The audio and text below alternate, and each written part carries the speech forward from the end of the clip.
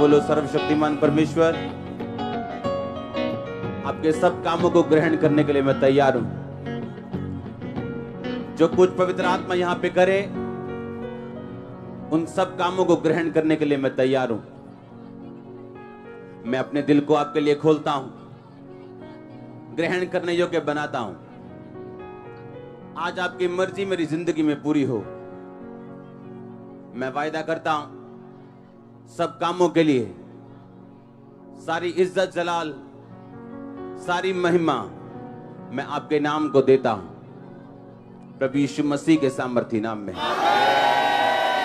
स्वागत है जीवित परमेश्वर के जीवित हजूरी में। आमीन। अपने हाथों को उठा,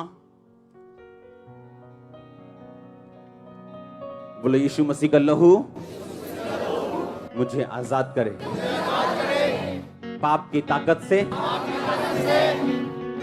अंधकार की शक्तियों से। उठाओ अपने हाथों को। Thank you Jesus.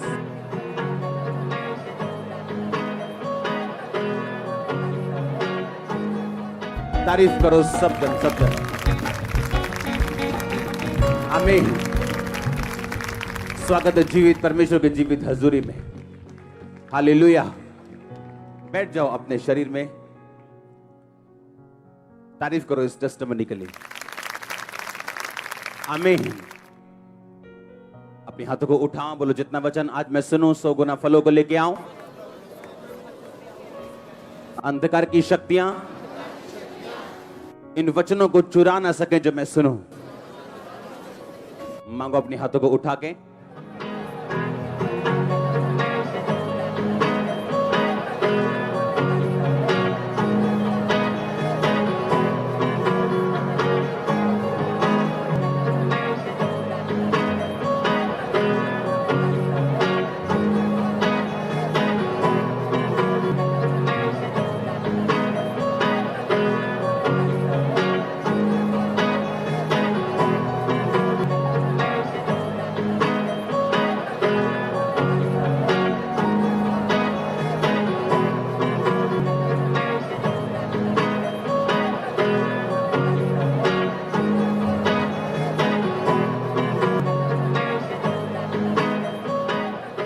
आमीन।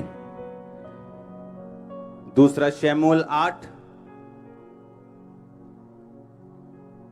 उसकी एक आयत से मैं पढ़ूंगा।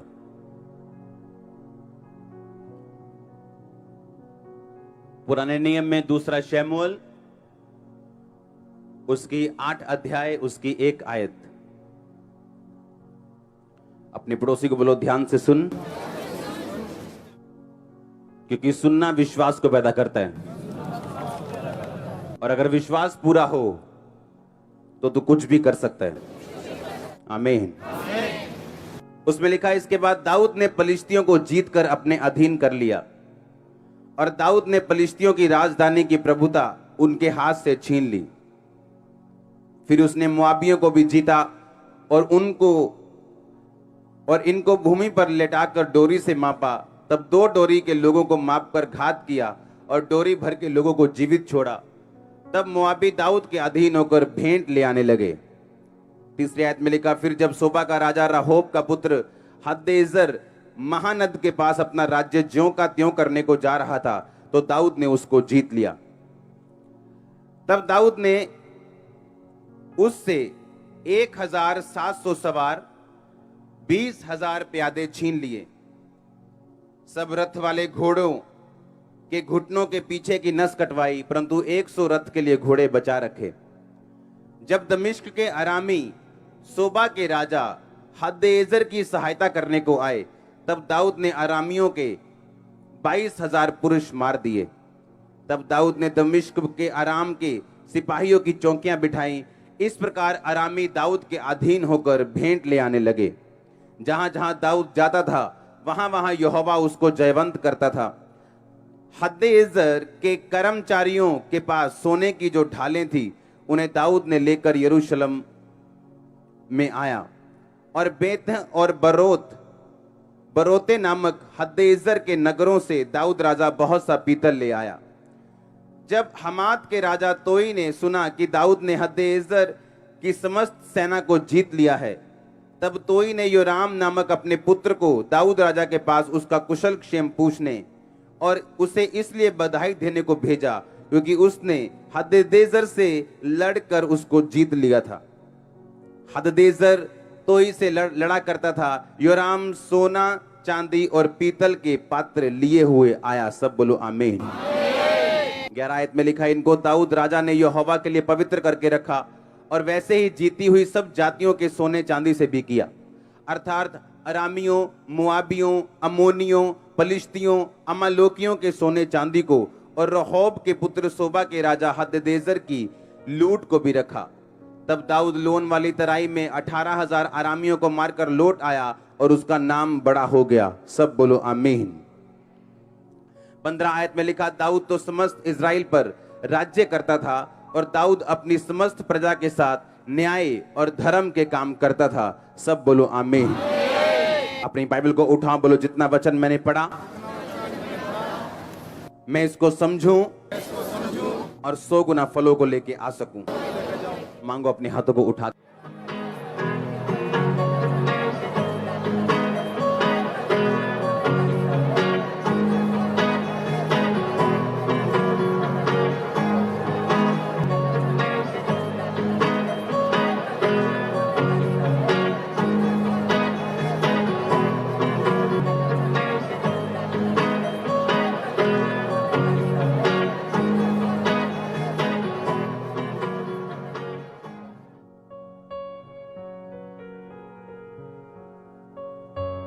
आमीन। मैंने आपको एक लंबी स्टोरी पढ़ के सुनाई। उसमें 2 बार 3 बार ये आया है कि वो भेंट लेके आने लगे और उसमें एक बार ये लाइन आई है कि उसका नाम बड़ा हो गया और उसके बाद उसमें ये लाइन आई है कि उसमें सोने, चांदी और पीतल के सब पात्र दाऊद के पास आए। उसमें यह भी आया कि सब लोग उसके अधीन होकर भेंट ले आने लगे और उसको कर देने लगे, टैक्स देने लगे और सब कुछ अपना छोड़ के दाऊद के अधीन हो गए। सुना कि नहीं सुना? आज हमारा युद्ध जो है वो किसी देश के साथ तो नहीं है, ना ही किसी संस्था के साथ है, ना ही हिंदू सिखों के साथ है, ना ही कैथोलिक के साथ है, ना पेंटिकोस्टल के साथ है।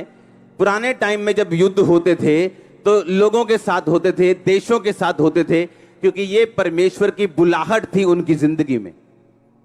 आमीन। और बाइबल कहती जब उन्होंने परमेश्वर की बुलाहट को पूरा किया अपनी लाइफ में तो परमेश्वर ने उनका नाम बड़ा किया और उनको सब प्रकार की भेंटें दी और उनकी सब प्रकार की जरूरतों को पूरा किया और उन्हें सब प्रकार की आशीष उनकी जिंदगी में दी। हालेलुया। अब आपको यह बात ध्यान से समझनी है कि मेरी बुलाहट क्या है। दाऊद ने अपनी बुलाहट को पूरा किया। आज आपकी बुलाहट देशों को मारना तो नहीं है, लोगों को मारना तो नहीं है, लहू, क्योंकि बाइबल कहती हमारा जो युद्ध है वो मांस और लहू से नहीं बल्कि अंधकार की शक्तियों के साथ है, प्रिंसिपैलिटीज एंड पावर्स के साथ है, जिनका हेड ऑफिस आसमान में। तो आपको यह समझने की जरूरत है कि जब जब आप लड़ेंगे, जब जब आप जीतेंगे, तब तब आपके पीछे कुछ आशीषें होंगी जो पहले आपने कभी नहीं देखी होंगी।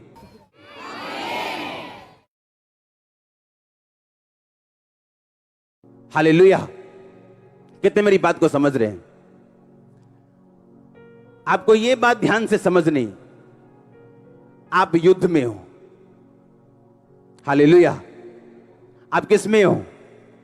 आप एक लड़ाई में हो और उस लड़ाई को अगर आप लड़े और जीते, आपके पीछे ब्लेसिंग्स आपका वेट कर रही हैं।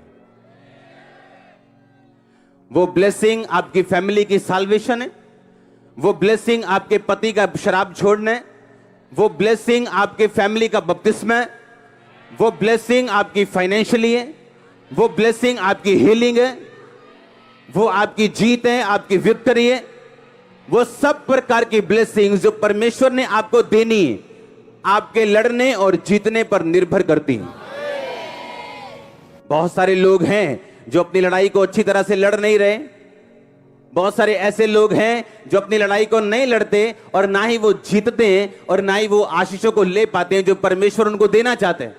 बाइबल कहती है जब जब दाऊद लड़ा, जब जब वो लड़ा, लोग उसके पास भेंट लेके आने लगे, फाइनेंशियली उसको बरकत मिली, और जब जब वो लड़ा उसका नाम परमेश्वर ने बड़ा किया। बाइबल कहती जब तू मुझे पुकारेगा मैं तेरे नाम को बड़ा करूंगा, मैं तेरी महिमा को बढ़ाऊंगा। परमेश्वर ने कहा अपनी नहीं, मैं तेरी महिमा को बढ़ाऊंगा, क्योंकि तूने मेरे नाम को जान लिया। मैं तुझे छुड़ाऊंगा, तुझे बचाकर तेरी महिमा को बढ़ाऊंगा।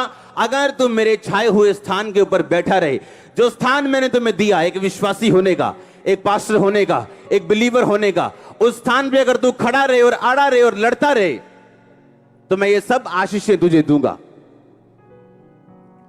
आप लड़ाई में हो, समझ आ रही है कि नहीं? मैंने कहा समझ आ रही है कि नहीं? अपने पड़ोसी को बोलो तुम फाइट में हो। ऊंची आवाज में बोलो, फिर से बोलो ऊंची आवाज में, बोलो तुम लड़ाई में हो। आमीन। आप समझ रहे मेरी बात को?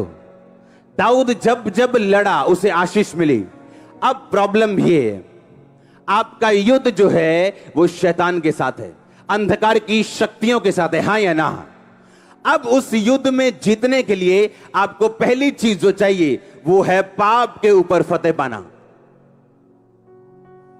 क्योंकि आपका युद्ध अब शारीरिक नहीं है जो आप शरीर के ताकत से जीतने वाले हो। आपका युद्ध अब एक आत्मिक युद्ध है जो आप आत्मिक ताकत से जीतने वाले हो।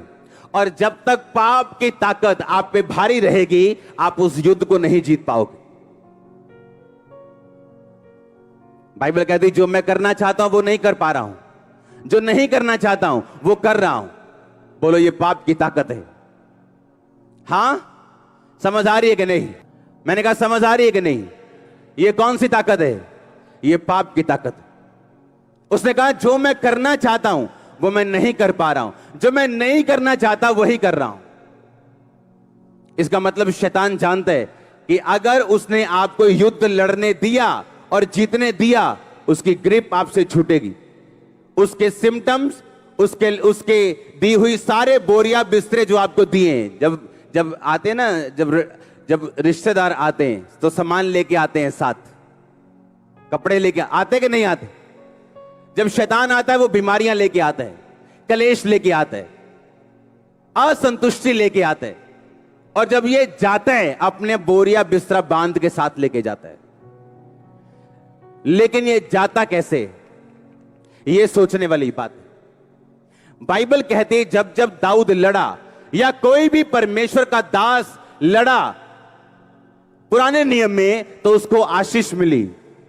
अब नए नियम में परमेश्वर कहता अब तुम्हारी लड़ाई जो है वो शरीर के साथ नहीं, किसी मिशन के साथ नहीं, किसी संगठन के साथ नहीं है जो तुम्हारा विरोध करता है। तुम्हारी लड़ाई अब शैतान के साथ। और जब जब आप शैतान से लड़ेंगे तब तब आप जीतेंगे और तब तक ब्लेसिंग्स आपको फॉलो करेंगे। आपकी लाइफ की कुछ आशीषें ऐसी हैं, अगर आप पाप छोड़ दें, सर्टन टाइप की आशीष आपकी लाइफ में बिना प्रेयर के आ जाएगी जब आप अपने शरीर पर फतह पालेंगे। परमेश्वर ने कहा, जब चेलों ने पूछा हम ये दुष्ट आत्मा क्यों नहीं निकाल सके, हम ये हीलिंग क्यों नहीं कर सके, उसने कहा ये हीलिंग वही कर सकते हैं जो प्रार्थना और उपवास में रहते हैं। क्योंकि जब आप प्रेयर में